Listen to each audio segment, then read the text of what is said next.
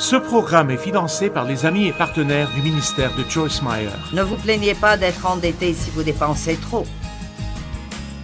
À quoi ça sert de se plaindre de quelque chose si nous ne voulons rien faire pour le changer? Savez-vous combien de nos problèmes nous pourrions résoudre si nous le voulions?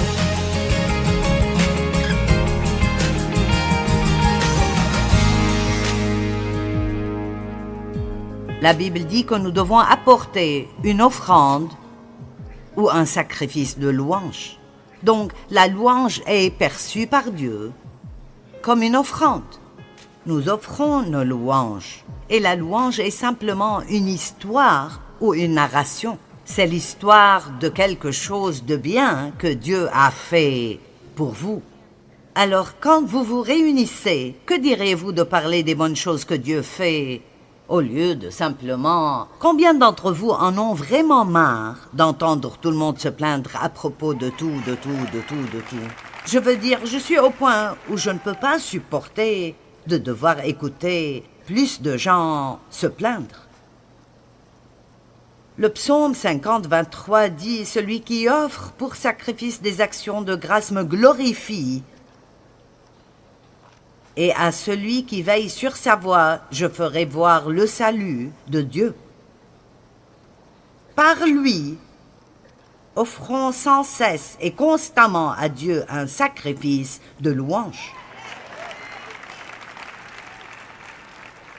Avons-nous des gens vraiment reconnaissants ici aujourd'hui? Vous n'avez pas besoin du message. Il est pour quelqu'un d'autre, mais... Est-ce que vous trouvez que c'est facile de vous plaindre? D'accord. Pensez-vous que le message d'aujourd'hui va vous aider à ne pas vous plaindre autant qu'avant? Au moins pour un jour ou deux? Mon Dieu, nous devrions être si reconnaissants. Je veux dire, vous n'irez pas en enfer.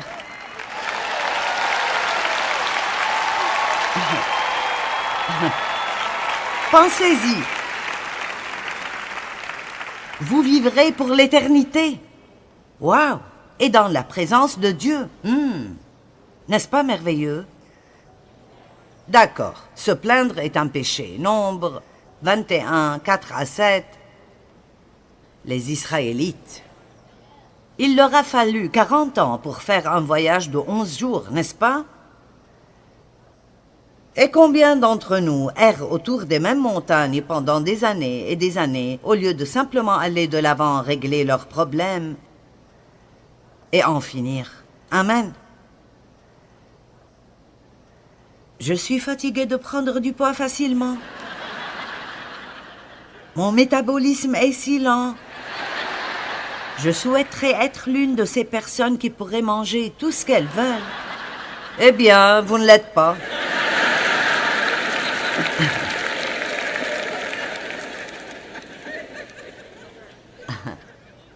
Alors faites avec. Amen. Vous savez, nous devons juste... Vous savez, je veux dire, il n'y a aucun intérêt à se plaindre. Je dois voyager tout le temps dans le ministère et je suis fatiguée de faire mes bagages et d'être dans des hôtels et nanana, si je veux faire cela.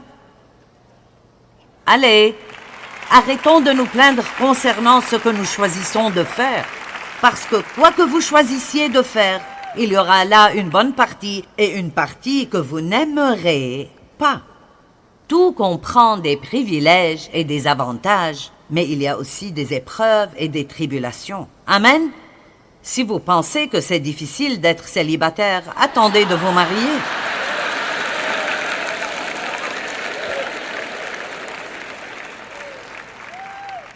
Amen. Si vous êtes célibataire, vous pouvez vous arrêter et manger quelque chose sans demander à personne. Vous pouvez aller où vous voulez aller et faire tout ce que vous voulez faire. Maintenant, j'aime être mariée, mais je dis que vous pouvez grogner parce que vous êtes célibataire, mais lorsque vous serez marié, vous grognerez à ce sujet aussi. Amen. Oh, wow. C'est le 3e message depuis que nous avons commencé hier soir. Maintenant, je peux juste vous dire tout ce que je veux.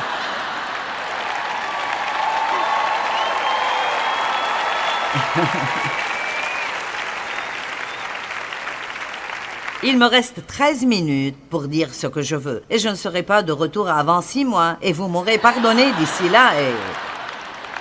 tout ira bien. Mon Dieu, priez pour moi pour que je puisse arrêter de me plaindre. Priez juste pour moi et je prierai pour vous pour que nous puissions cesser de nous plaindre et de grogner. Vous savez, c'est ça se plaindre.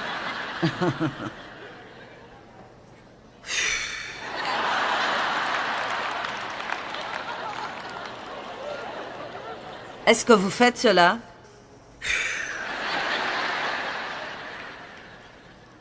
La vie est tellement dure. Je veux dire, mon climatiseur était en panne quand nous sommes rentrés d'un voyage récemment. Le climatiseur dans ma chambre. C'est vrai que j'ai 2 autres chambres que personne n'utilise et dans lesquelles je peux dormir. Mais le lit était dans ma chambre et ça me dérangerait de déménager. Je n'aimais pas ça. Et puis Dave et moi avons parlé du temps où nous grandissions et nous n'avions même pas de ventilateur. Allez, vous pouvez vous mettre dans une mauvaise humeur, mais vous pouvez aussi vous en sortir.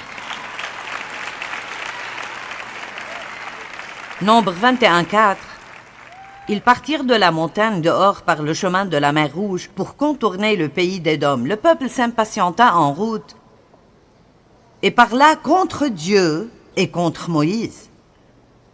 Pourquoi nous avez-vous fait monter hors d'Égypte? Car il n'y a point de pain et il n'y a point d'eau. Et notre âme est dégoûtée de cette misérable nourriture, cette manne légère sans valeur. Alors l'Éternel envoya contre le peuple des serpents brûlants. Ils mordirent le peuple et il mourut beaucoup de gens en Israël, 23 000. Et ils ont eu une révélation. Imaginez cela. Le peuple vint à Moïse et dit « Nous avons péché. »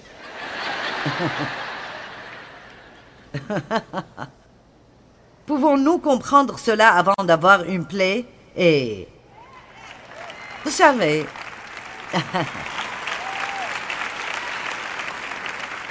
vivez dans une maison pleine de gratitude et d'appréciation. Allez, appréciez ce que vous avez. Appréciez les gens dans votre vie. Ne voyez pas juste tout ce que vous pouvez trouver de mal en eux. Appréciez-les. Je me plaignais un peu ce matin. Je ne veux pas dire cela comme j'enseignais sur ne pas nous plaindre, mais... Mon mari aime bien me coiffer. Pas toute la procédure, mais vous savez. Mais j'ai un épi juste ici dans mes cheveux qui aime tourner comme il veut. Et donc, c'est une corvée, vous savez, de faire que tout aille là où il faut pour que je n'ai pas une raie à l'arrière de ma tête. Et alors... Dave dit toujours, je vérifie tes cheveux. Il est une personne vraiment patiente et moi, je préférerais plutôt les faire et en finir. Et alors il prend ce petit peigne, un tout petit peigne, et il s'assure de chaque cheveu. Il les tire dans la bonne direction et puis bien sûr à ce moment-là, je m'énerve. Et je me dis, d'accord, c'est assez bien. Et il dit, ne bouge pas. Oh.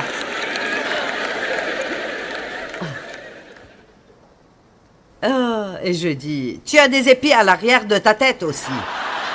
N'est-ce pas comme ça que nous sommes? Si nous n'aimons pas quelque chose, nous attaquons immédiatement l'autre personne. Tes cheveux ne sont pas parfaits non plus. Pourquoi dois-je rester ici pendant que tu me coiffes?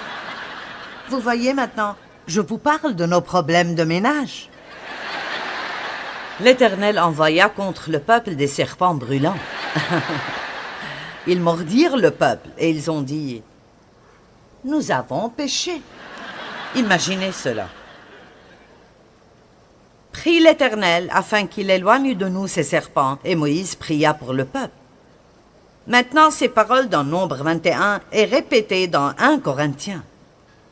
Et il est écrit dans 1 Corinthiens que ces choses sont enregistrées. Paul a dit, ces choses ont été écrites pour notre instruction afin que nous ne fassions pas ce qu'ils ont fait. Allez!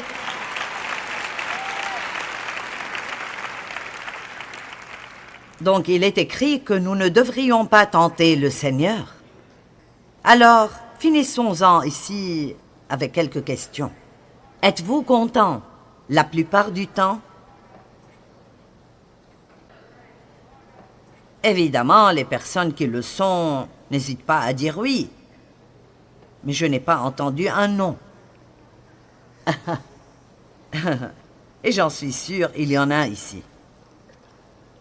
Paul a dit « J'ai appris à être satisfait ». Il n'a pas dit qu'il a commencé comme ça. Il l'a appris. Et vous savez, je pense que l'une des façons dont nous apprenons cela est que c'est absolument inutile de se plaindre. Nous obtenons des réponses de Dieu en priant, pas en nous plaignant. Et quand nous prions et puis nous nous plaignons, ce que nous faisons, vous savez, nous prions le matin, « Mon Dieu, aide-moi, aide-moi, aide-moi, aide-moi, mon Dieu. » Puis nous allons nous plaindre concernant tout ce pourquoi nous avions juste prié ce matin-là. Êtes-vous une personne très difficile? Au moins une personne Harry. Mes employés préférés sont ceux qui ne sont pas difficiles. Ils viennent travailler, ils arrivent à l'heure, ils font leur travail, ils vont déjeuner, ils reviennent à l'heure.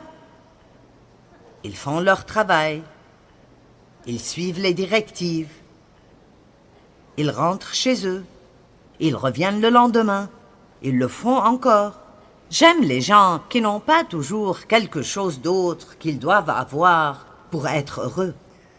Quelqu'un pourrait-il louer Dieu?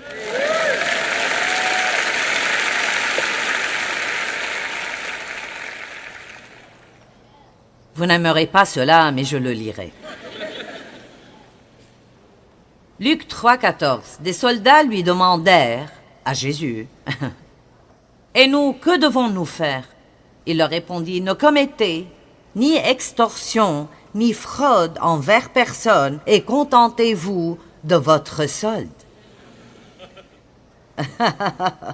Je pense que c'était le même gars qui avait ri avant.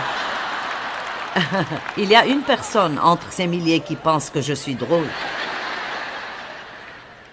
Maintenant, Jacques 5,9 dit « Ne vous plaignez pas les uns des autres. » Est-ce que ça vous a fait mal? Ne vous plaignez pas les uns des autres, afin que vous ne soyez pas jugés. Ne vous plaignez pas, c'est juste un cadeau que je vous donne. Ne vous plaignez pas de quelque chose si vous ne voulez rien faire pour le changer. Comme votre emploi du temps. Dieu m'a dit une fois, tu as fait ton horaire, si tu ne l'aimes pas, change-le. Si vous pensez que vous êtes trop occupé, dites non à certaines choses. Ne vous plaignez pas d'être fatigué si vous ne réajustez pas votre vie pour pouvoir vous reposer.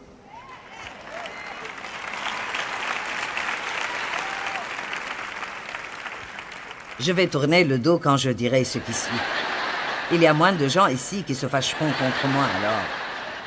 Ne vous plaignez pas d'être trop gros si vous voulez continuer à trop manger.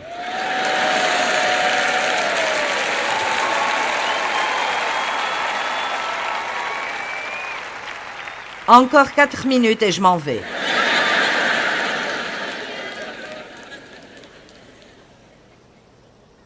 Ah, ne vous plaignez pas d'être endetté si vous dépensez trop. À quoi ça sert de se plaindre de quelque chose si nous ne voulons rien faire pour le changer? Savez-vous combien de nos problèmes nous pourrions résoudre si nous le voulions? D'accord, encore une écriture et je vous laisse. Ne vous plaignez pas sans chercher un remède. Habakkuk est allé à Dieu avec une plainte. Et Dieu a dit, écris la prophétie. Grave-la sur des tables afin qu'on la lise couramment. J'aime cela, je vais le lire. Habacuc 2, 1 et 2. J'étais debout à mon poste et je me tenais sur la tour. Je veillais pour voir ce que l'Éternel me dirait et ce que je répliquerais après ma plainte. Avec une plainte, l'Éternel m'adressa la parole, écrit la prophétie. Grave-la sur des tables, afin qu'on la lise couramment. Si vous avez une plainte dans la vie, alors regardez comment y remédier. Si vous n'avez pas le temps de faire quoi que ce soit et vous êtes toujours frustré, alors ayez une vision, arrêtez-vous et regardez ce que vous faites de votre temps et voyez toutes les choses que vous faites qui ne portent pas du fruit et dans lesquelles vous êtes impliqué et que vous faites pour des raisons totalement erronées simplement parce que vous ne voulez pas que quelqu'un d'autre se fâche. Vous le faites simplement. Peut-être que vous étiez supposé le faire à un moment donné et que Dieu en a fini avec cela il y a des années et vous le faites toujours. Si le cheval est mort depuis 10 ans, il est temps de descendre.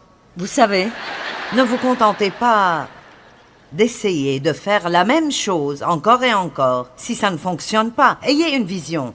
Si vous êtes endetté et sous beaucoup de pression, déterminez comment payer les factures. Voyez ce que vous pouvez vivre sans, pendant un certain temps, de sorte à mettre de l'argent de côté et vous libérer de vos dettes. Ne restez pas endetté et à vous plaindre tout le temps. Amen. Donc ne vous plaignez pas si vous n'avez pas la vision pour y remédier. Dieu veut que nous soyons tous heureux. Néhémie s'est plaint à cause du mur effondré, alors il a eu une vision et un plan pour les réparer. Martin Luther King se plaignait du racisme et il a envisagé d'y mettre fin. Allez!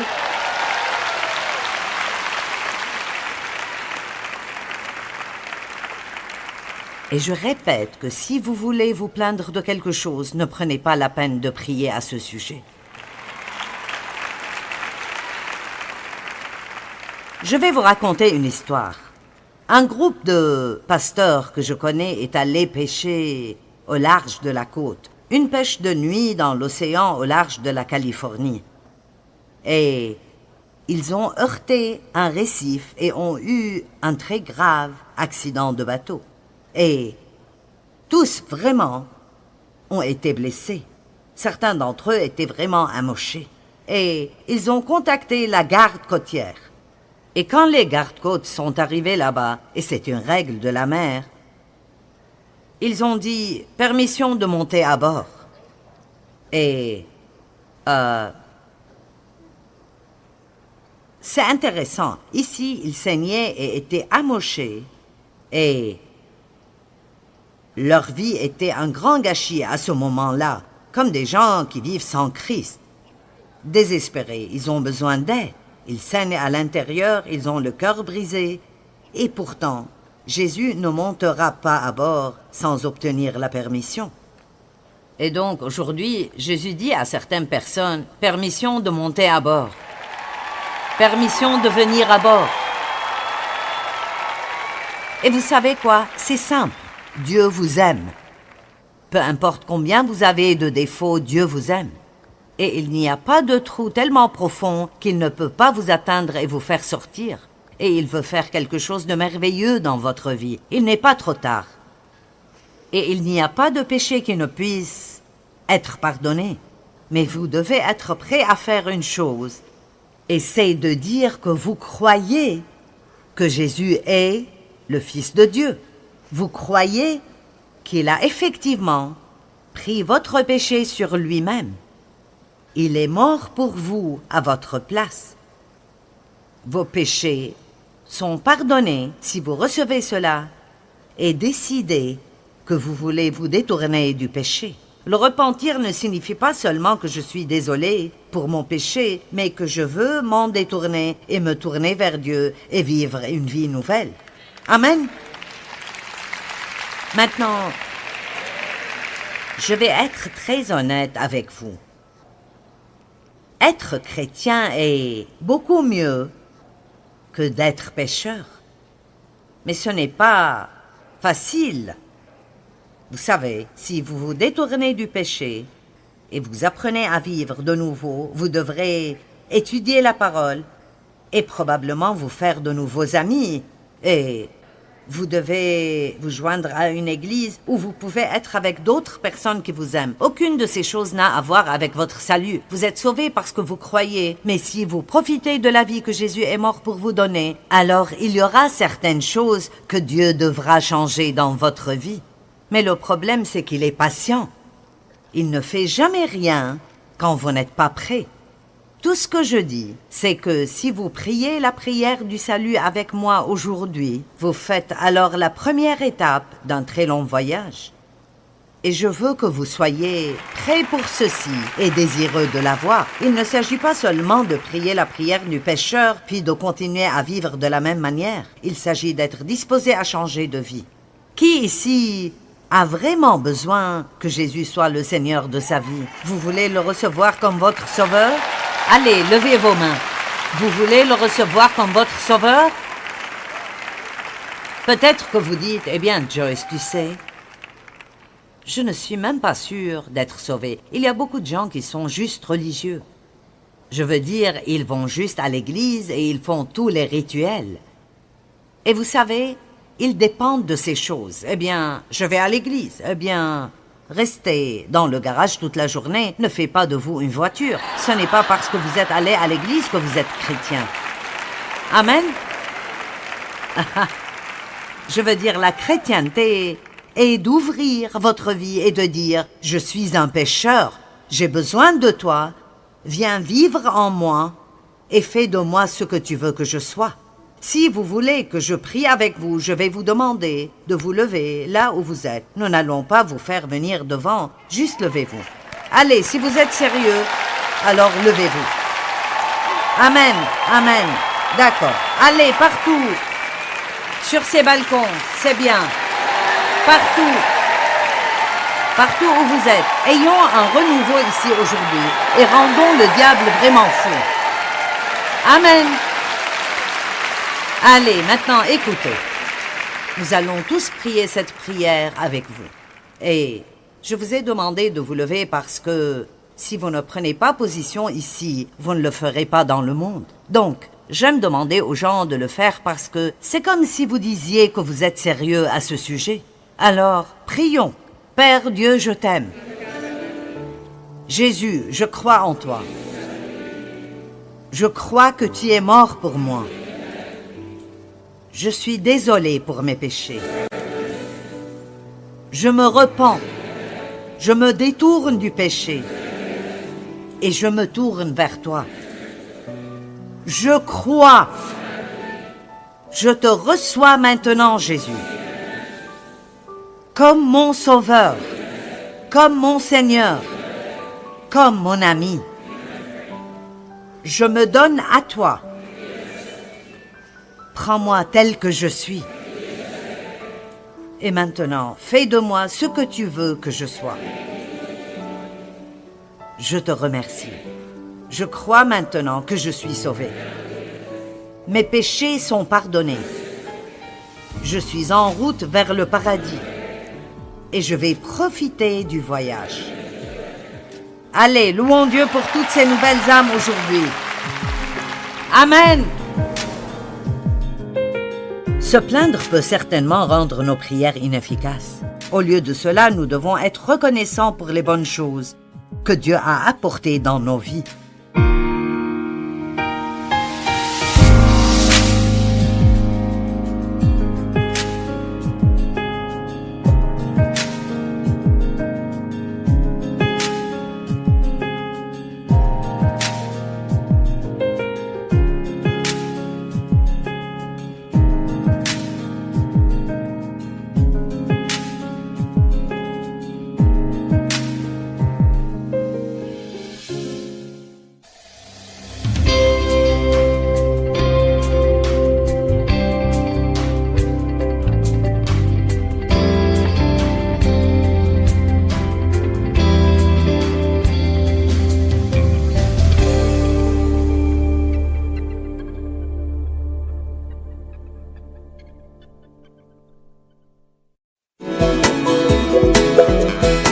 Est-ce que vous savez que les limites peuvent vous aider à mener une vie meilleure et beaucoup plus paisible?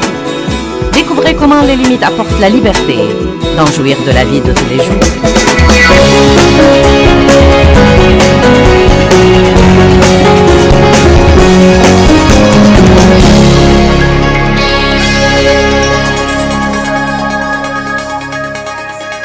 Je crois qu'il y a un moyen de vivre et d'être en sécurité, mais il y a aussi des moyens de nous mettre vraiment en danger.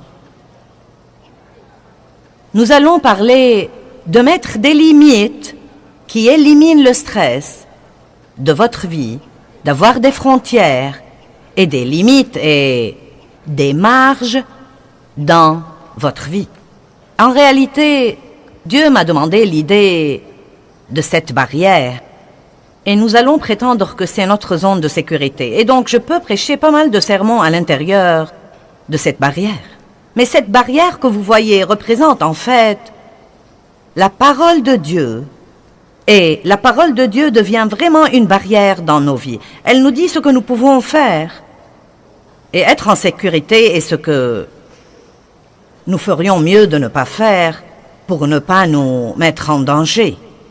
Et un des petits exemples que je vais utiliser ce week-end est que, vous savez, beaucoup de personnes sont exaspérées parce que le chien de leur voisin vient salir leur jardin et ils rouspètent toujours contre le chien et contre leur voisin. Mais la vérité est que s'ils avaient mis une bonne barrière,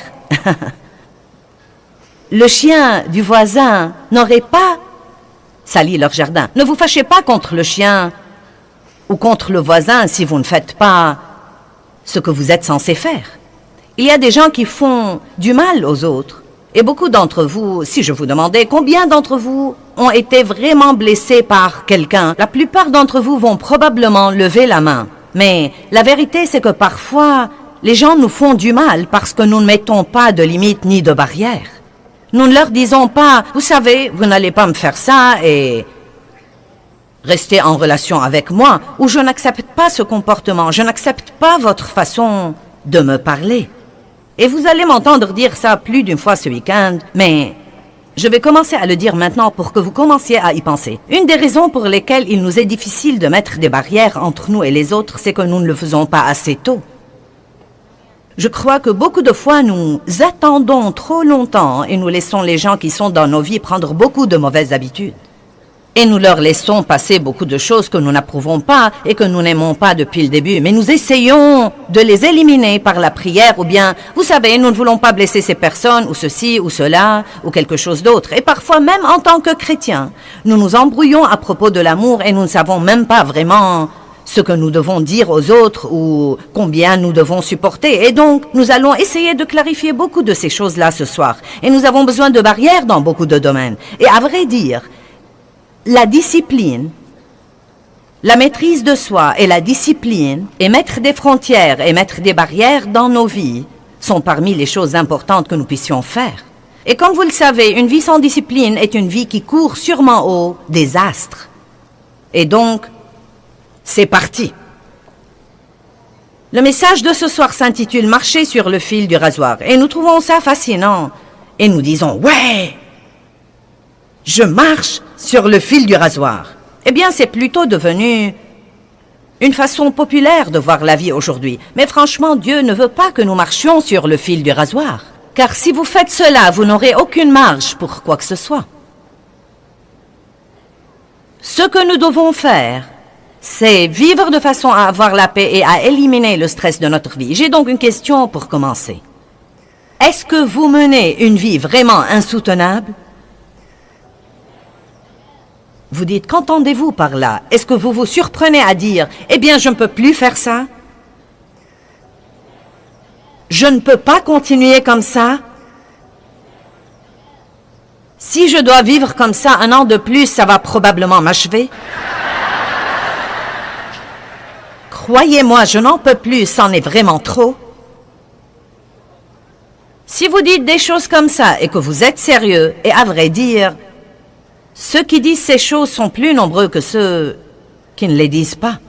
C'est incroyable le nombre de gens qui disent qu'ils mènent une vie qu'ils ne peuvent pas supporter du tout.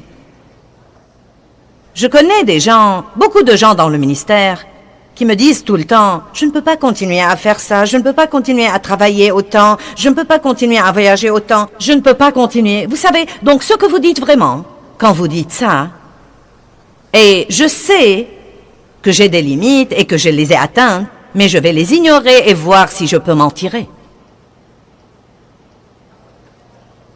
J'ai enseigné un jour un message intitulé « Les avertissements ignorés ». Et vous savez, votre corps vous donnera des avertissements. Votre corps vous le dira quand vous le poussez trop. Mais que faisons-nous?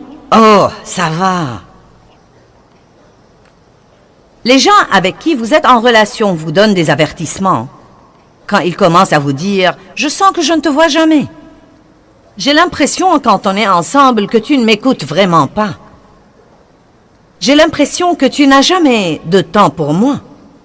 Tu es toujours en retard chaque fois que nous sommes censés faire quelque chose. » Les gens vous donnent des avertissements. Ils vous font savoir qu'ils ne sont pas heureux. Mais combien de gens font quelque chose pour améliorer leur relation avant que ce ne soit vraiment trop tard? Amen?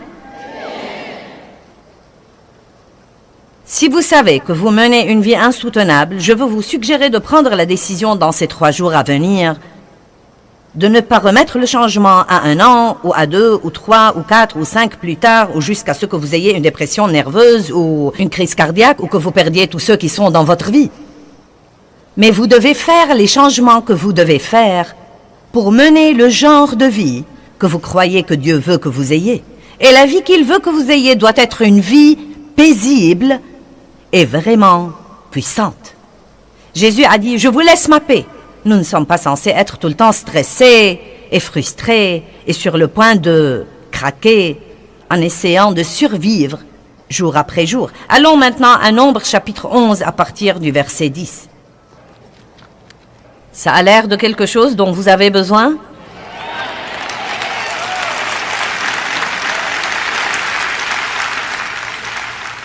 Mettre des limites qui éliminent le stress de votre vie.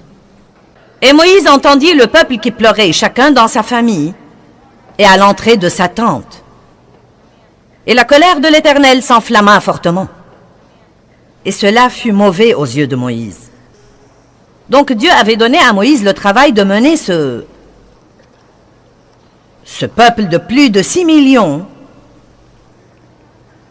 à travers le désert et jusqu'à la terre promise. Ceci aurait pu être un voyage de 11 jours, mais après 40 ans, ils erraient toujours là.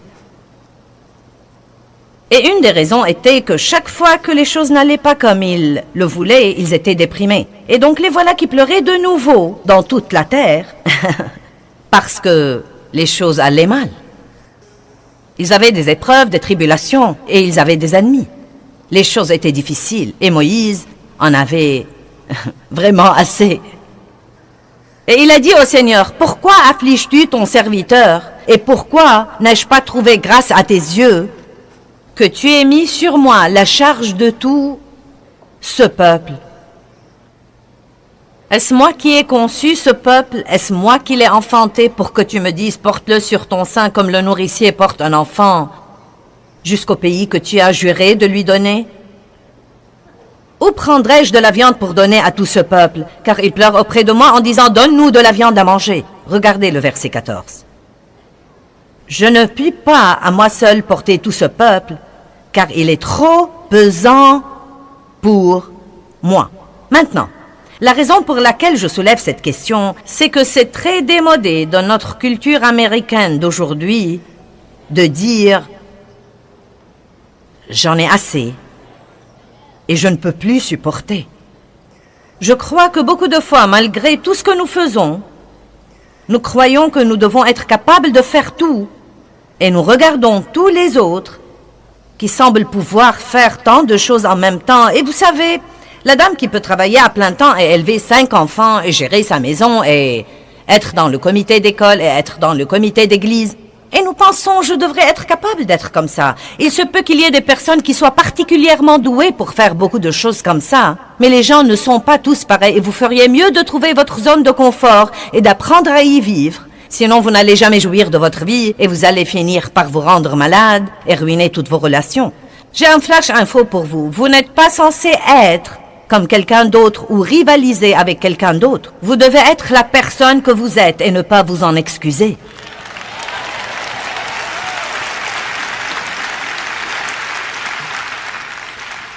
Il n'y a pas de mal à dire « J'ai atteint ma limite ». Vous savez, nous disons tout le temps, nous citons Philippiens 4, « Je puis tout par le Christ qui me fortifie ». Et je vais être franche avec vous, je crois que cela a été prêché hors contexte. La vérité est que je peux faire toutes les choses que Dieu me donne à faire par le Christ qui me fortifie. Et Paul parle en réalité des épreuves et des tribulations, des moments où tout va très bien et des moments où tout ne va pas très bien. Et il dit, je puis tout par le Christ qui me fortifie. Car la Bible nous promet que, quel que soit ce qui vient contre nous, Dieu va nous donner la capacité de le supporter et il va nous montrer le moyen d'en sortir. Mais nous utilisons ce verset pour dire que nous pouvons avoir 3 emplois et faire ceci et faire cela et faire ceci et cela et quelque chose d'autre sans jamais nous reposer et sans jamais dormir et en maltraitant notre corps. Je puis tout par le Christ qui me fortifie. Et vous savez, chaque fois que vous prenez la parole de Dieu hors contexte, ça va créer des problèmes dans votre vie. Maintenant, je ne suis pas une personne qui abandonne. Je fais des séminaires au sujet de ne jamais abandonner et je crois qu'une des raisons pour lesquelles je suis toujours là aujourd'hui, c'est que j'avais cette détermination obstinée de ne pas abandonner. Mais je dois cependant vous dire que vous ne pouvez pas aller au-delà de ce que Dieu vous a appelé à faire. Et vous ne pouvez pas aller au-delà de la grâce de Dieu sur votre vie. Et si ce que vous faites est la volonté de Dieu, il devrait y avoir la grâce, c'est-à-dire sa puissance, qui vous permet toujours de le faire facilement et en ayant toujours la joie. Nous ne sommes pas censés lutter avec tout ce que nous faisons. Et tout n'est pas censé être dur et nous ne sommes pas censés toujours nous pousser. Il y a un temps pour se pousser et il y a un temps, vous savez, pour s'avancer. Mais tant de gens vivent comme ça parce qu'ils essayent de se maintenir au niveau d'une certaine idée que nous avons aujourd'hui dans notre société ainsi que dans notre culture et qui tue en réalité la plupart des gens. Amen. Vous êtes tous comme.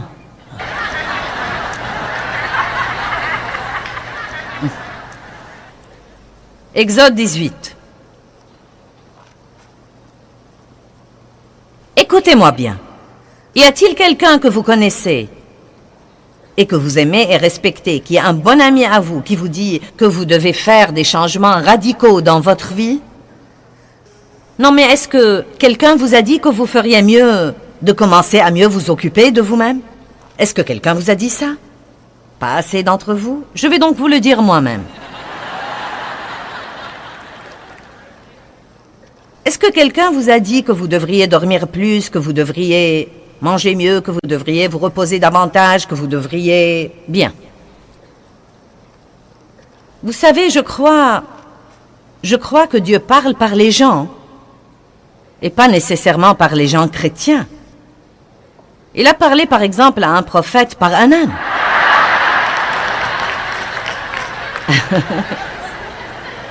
Amen.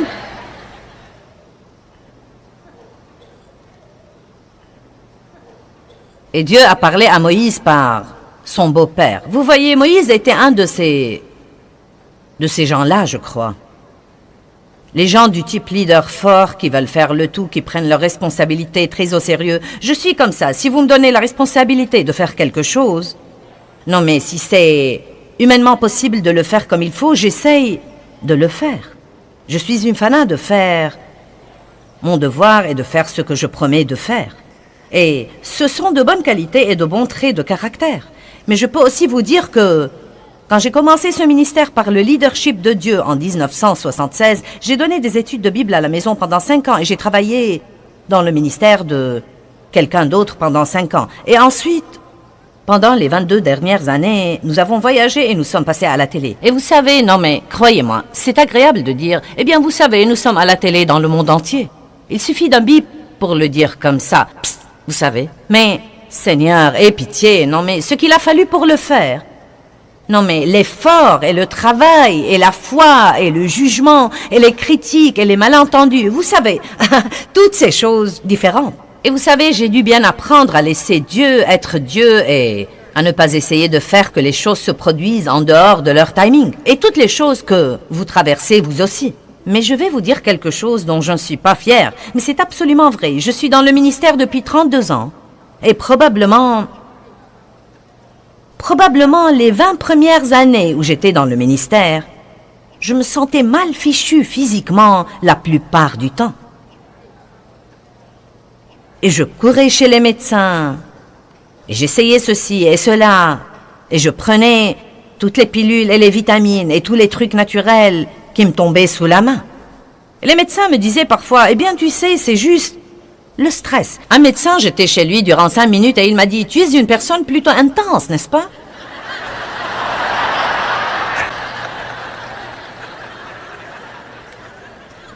Non, ce n'est pas vrai, je ne suis pas intense et je ne suis pas du tout stressée.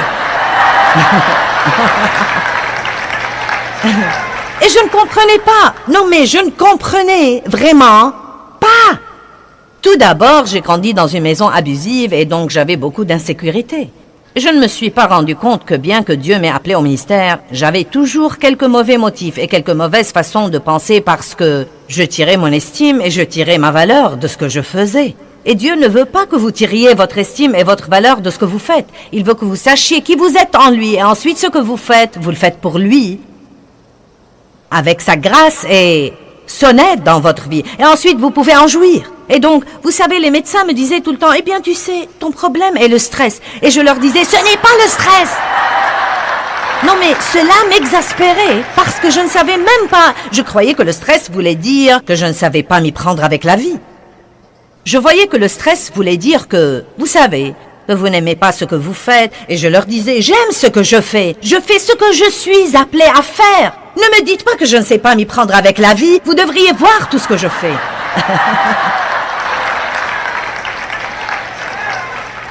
Mais après 20 ans de croire qu'ils étaient tous fous, ce qu'il y a d'intéressant, c'est que personne d'autre ne savait ce que je ressentais.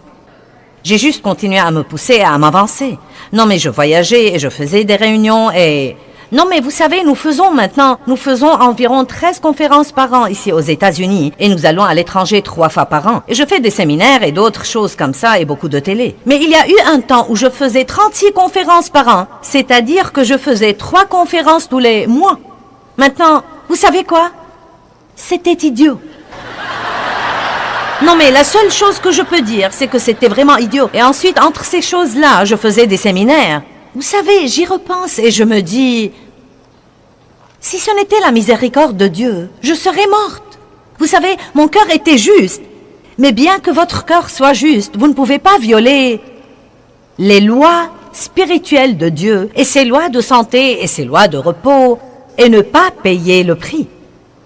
Épaphrodite était un homme qui voyageait avec Paul et il est tombé malade pour avoir travaillé dur dans le ministère. Et donc, ce n'est pas parce que vous êtes pasteur ou enseignant de la Bible ou quoi que ce soit. Vous devez donc toujours vivre selon les directives de la parole de Dieu si vous voulez vivre en sécurité. Et je crois personnellement que nous n'avons pas idée dans ce pays à quel point notre vie est déséquilibrée. Croyez-moi, quand vous allez dans d'autres pays du monde, les gens vivent à un rythme beaucoup plus lent et, vous savez, ils prennent de petites sommes, ils font la sieste l'après-midi.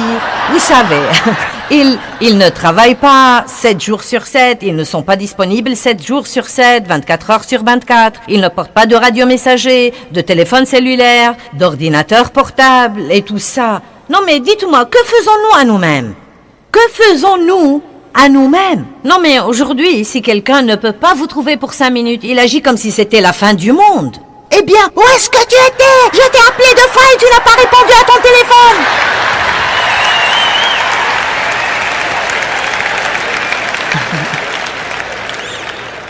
Mais voilà la chose que je veux vous dire. Écoutez-la, s'il vous plaît. Le monde ne va pas changer. Le diable ne va pas changer. Vous n'êtes pas sûr que les autres personnes dans votre vie vont changer. Il n'y a donc qu'un seul choix que vous avez. Si vous voulez que quoi que ce soit change, vous devez vous-même le changer.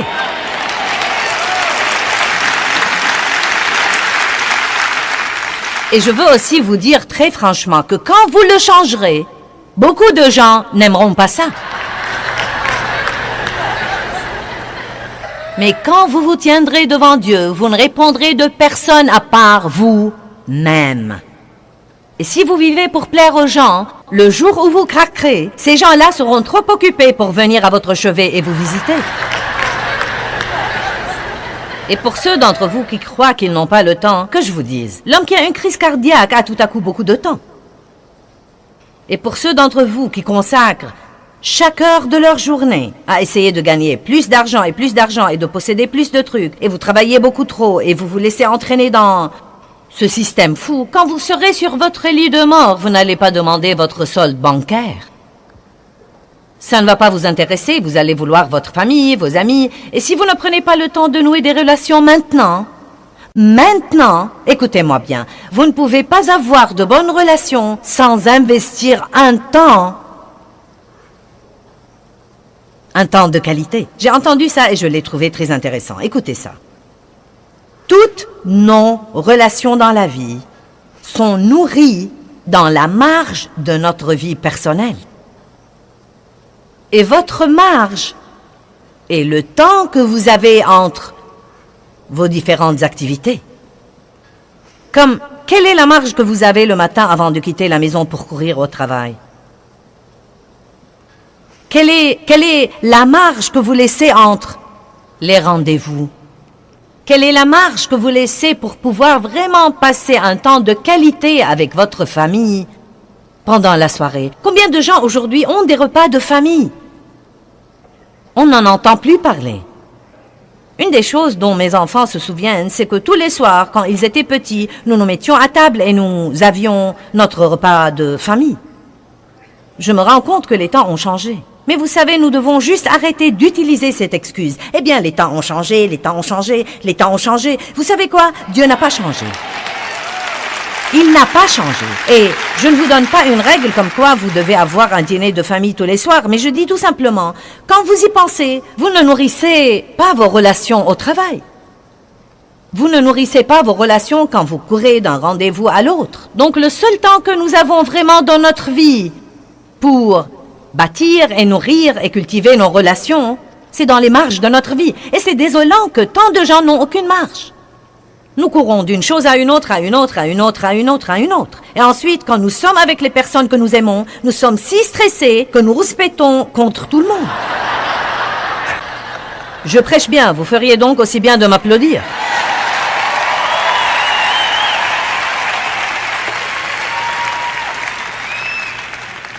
Donc, j'ai pris la décision il y a plusieurs années. Il y a 12 ans, car j'étais malade pour 20 ans et j'enseigne depuis 32 ans. Eh bien, j'ai pris la décision de jouir vraiment de ma vie. Cela me tenait tellement à cœur que j'ai changé le nom du ministère. Car Jésus a dit, je suis venu afin que vous ayez la vie et que vous en jouissiez et que vous l'ayez abondamment, complètement, jusqu'au débordement. Et puisque Jésus est mort pour moi, pour que j'aie la vie et pour que je jouisse de ma vie, je ne vais plus laisser le diable me la voler.